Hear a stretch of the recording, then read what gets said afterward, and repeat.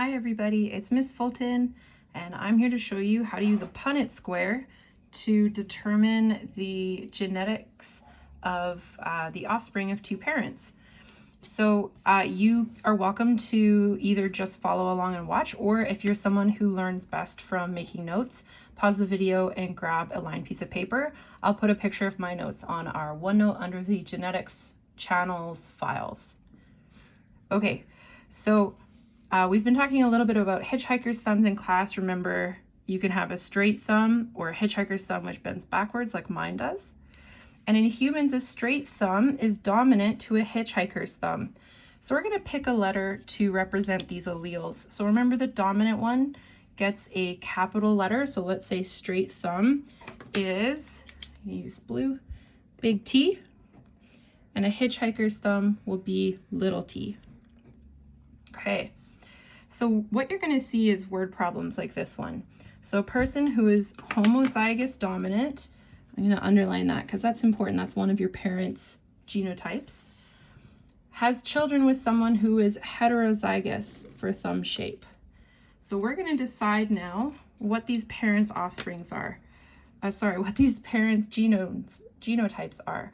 So homozygous dominant means two that are the same. Remember, homo means same. And those two are dominant, so it's going to be big T, big T. So this person has a straight thumb. And then the other parent is someone who's heterozygous, and remember, hetero means different. So big T, little t. So this person also has a straight thumb. So we're going to see if they can have any offspring that are have a hitchhiker's thumb.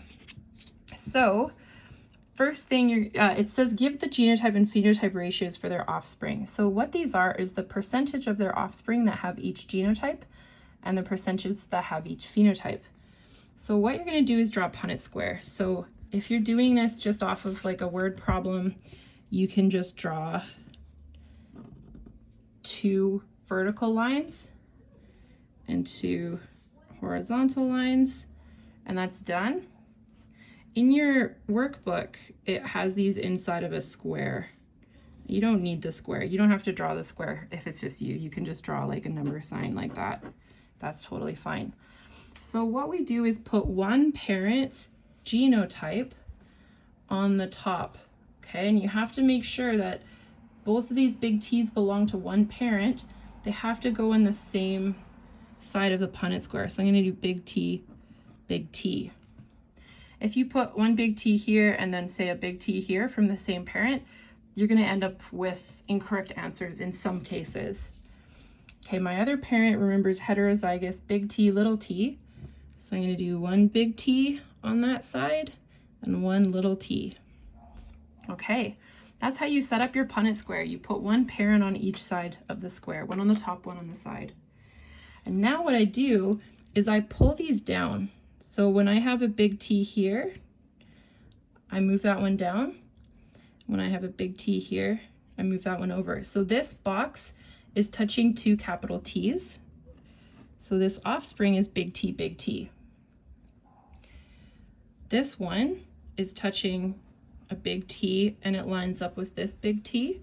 So this person is also big T, big T. Okay, this box lines up with this big T and this little t. Big T, little t. And this person lines up with a big T and a little t.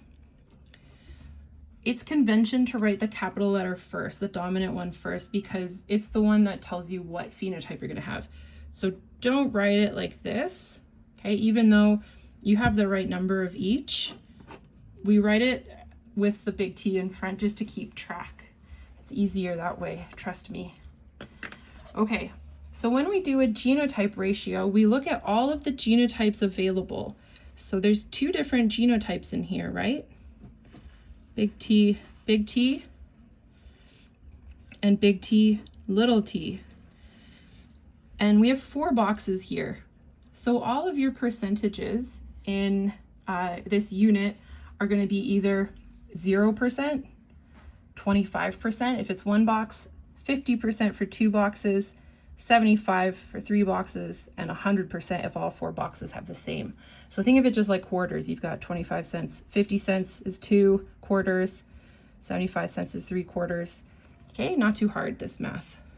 So I'm gonna count. I have 1, 2, big T. So that's out of 4, 2 out of 4 is 50%. Half of my boxes are big T. And 50% of my boxes, 2 out of 4, the bottom 2, are big T, little t. So 50%. That's my genotype ratio. That's what this is called. Genotype ratio. Okay, because these are the genotypes, right? To give the phenotype ratio, we look and say, what phenotype is this? Big T, that's straight thumb. But big T, little t is also straight thumb. So actually 100% of these offspring have a straight thumb. Okay, so we're gonna do a practice one now. I'm actually gonna change this to make it more interesting. I'm gonna give you the homozygous recessive and the heterozygous individuals. So these are the 2 parents. I want you to pause the video now and give this a try, and then unpause it to see the solution after you've tried it. Okay, so I'm assuming you've tried it. So remember, what we do is make our Punnett square, 2 vertical lines, 2 horizontal lines, and then we're gonna fill in the parents. So one parent has 2 little t's, one parent has a big T and a little t. Okay. So now I say this box is touching big T, little t. Same with this one, big T, little t. So little t, and this is little t. So my genotype ratio is going to be half 2 out of 4, or 50% big T, and 50% little t.